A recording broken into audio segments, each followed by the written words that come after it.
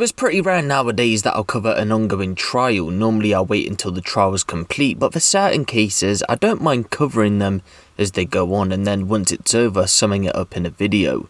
Today's video is exactly that, an ongoing murder case, and it's in relation to Craig Smallz, aka Smallz from USG. A quick backstory for anyone who isn't aware: Smallz comes from the rap group USG out of Stonebridge, northwest London. Someone who you might be familiar with from that same collective would be K Coke. Now, the trial coverage today will break down the events of the murder case, but for long-time subscribers of the channel, you'll know that back in August of 2020, we saw that Christopher Kai, aka Skrapz from CSB, was arrested and charged in relation to the case. He isn't up for murder, but again, we'll get into the details as the coverage goes on. So the trial has been ongoing for the past week or so, and again, anything I say moving forward is all just alleged. In today's coverage then, down at the Old Bailey, it's been heard that on the 5th of July 2019, at around 8 PM, Craig Smallz was gunned down outside a takeaway on Harrow Road.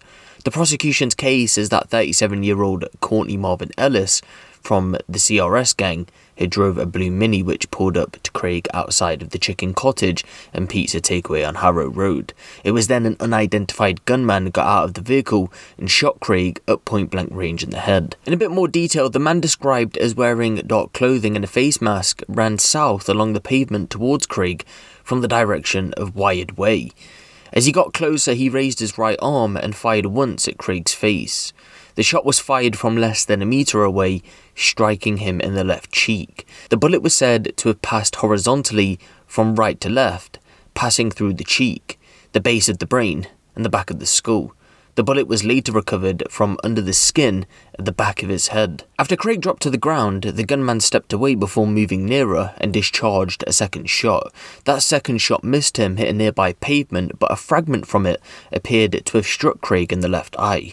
The gunman then ran back to the Mini, which then drove off. The car was caught on CCTV driving a mile and a half away towards Wembley Park tube station before making a second stop. This second stop was another shooting.